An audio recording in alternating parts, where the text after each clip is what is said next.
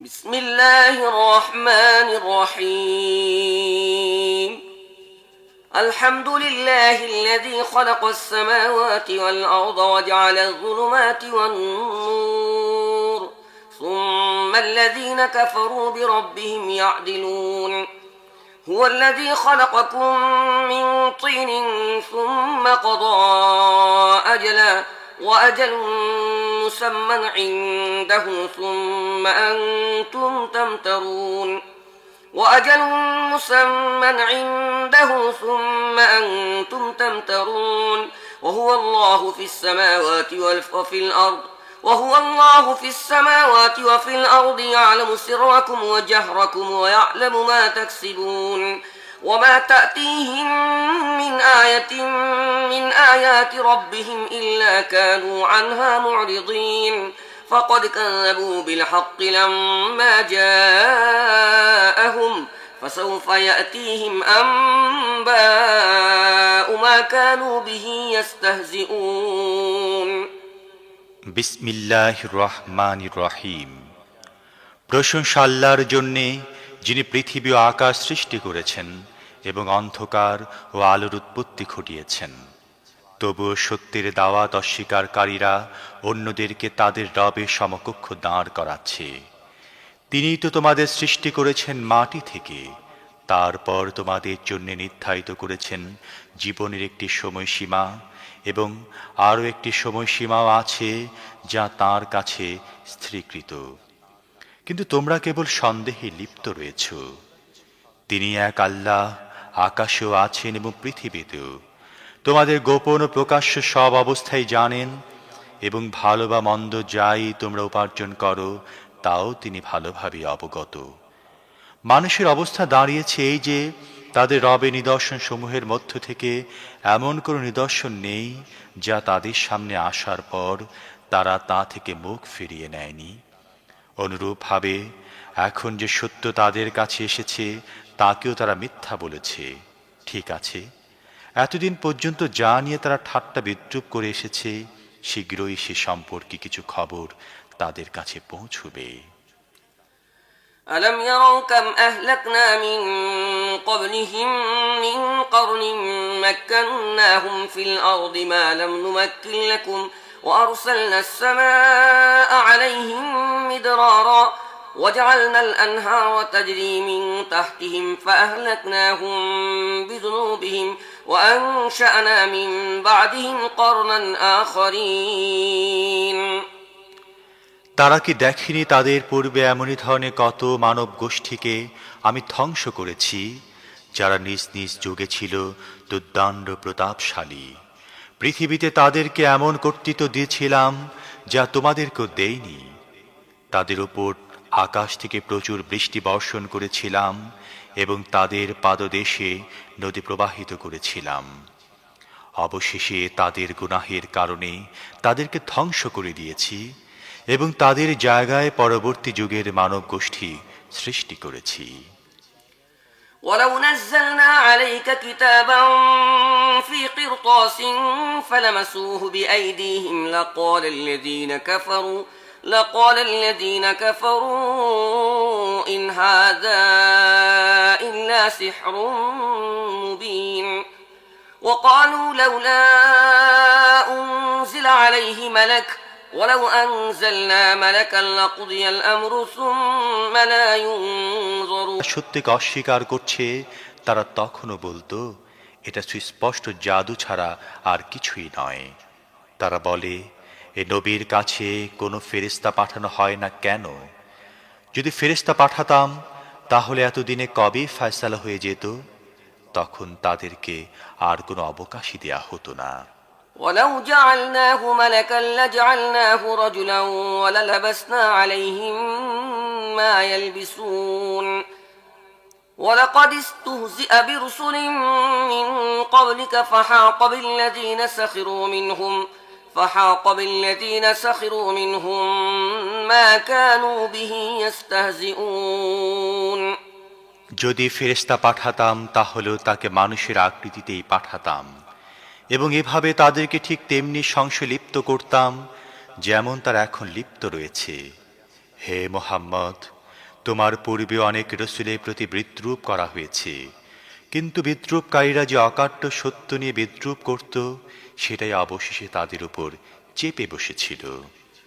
قل سيروا في الأرض ثم انظروا كيف كان عاقبة المكذبين قل لمن ما في السماوات والأرض قل لله كتب على نفسه الرحمة ليجمعنكم إلى يوم القيامة لا ريب فيه الذين خسروا أنفسهم فهم لا يؤمنون وله ما سكن في الليل والنهار وهو السميع العليم এদেরকে বলে দাও, পৃথিবীর বুকে একটু চলাফেরা করে দেখো, যারা সত্যকে মিথ্যা বলেছে তাদের পরিণাম কি হয়েছে।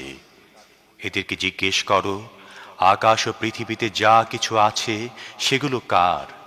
বলো, সব কিছু আল্লাহরই। অনুগ্রহের পথ অবলম্বন করা তিনি নিজের জন্য অপরিহার্য করে নিয়েছেন।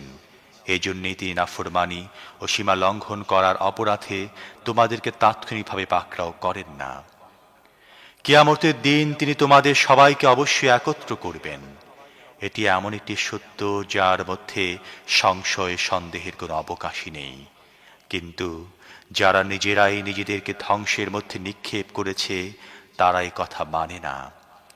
রাতের আধারে ও দিনের আলোয় যা কিছু বিরাজমান সবই আল্লাহর, এবং তিনি সব কিছু শোনেন ও জানেন।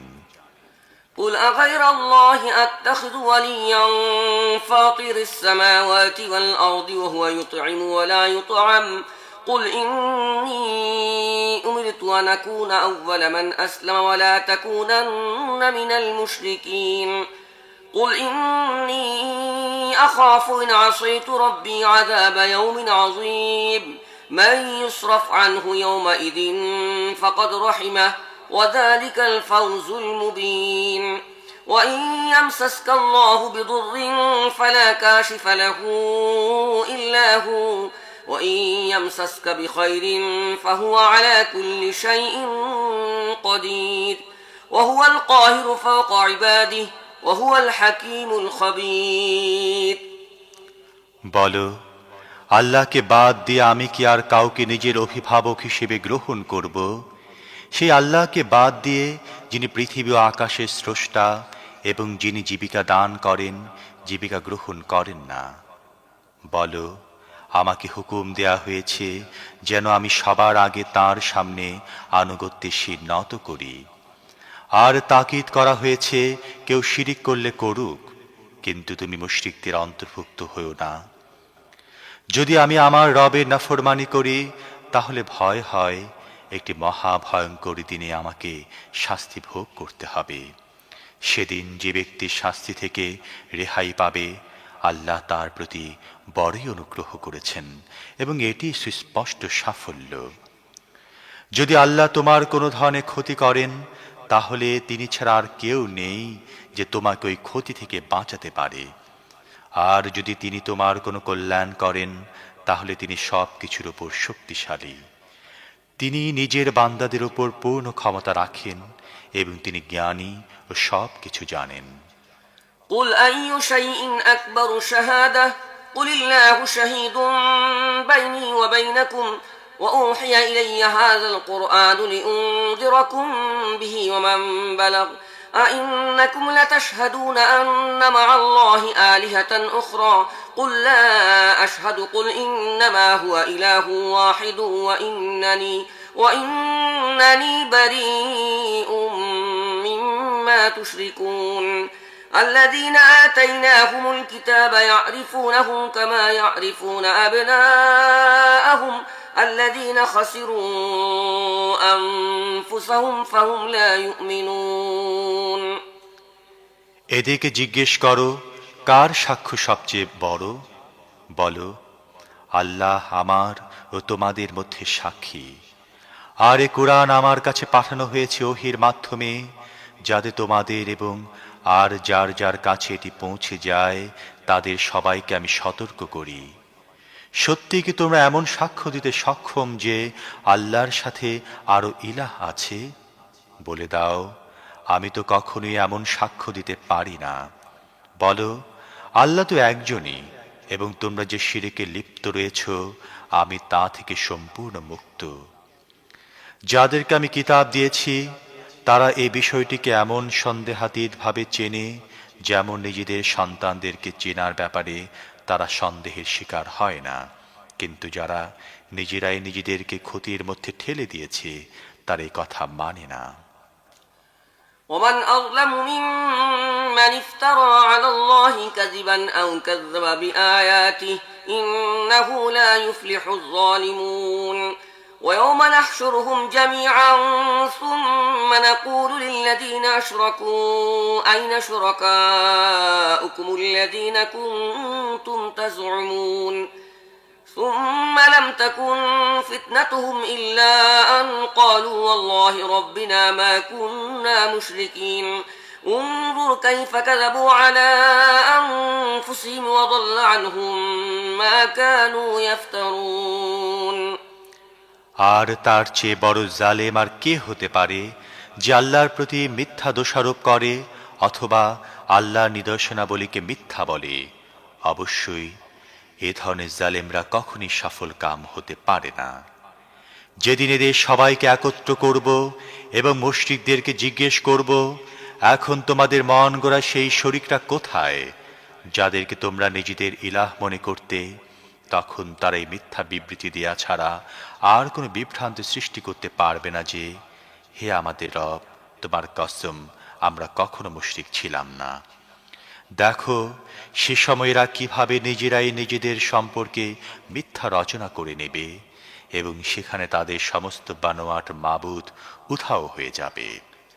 ومنهم من يستمع إليك وجعلنا على قلوبهم أكنة أن يفقهوه وفي آذانهم وقرا وإن يروا كل آية لا يؤمنوا بها حتى إذا جاءوك يجادلونك يقول الذين كفروا إن هذا إلا أساطير الأولين وهم ينهون عنه وينأون عنه وإن يهلكون إلا أنفسهم وما يشعرون।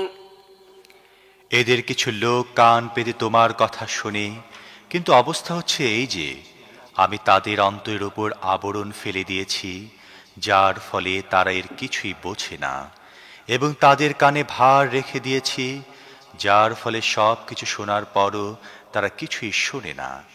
তারা যে নিদর্শনী প্রত্যক্ষ করুক তার উপর ঈমান আনবে না।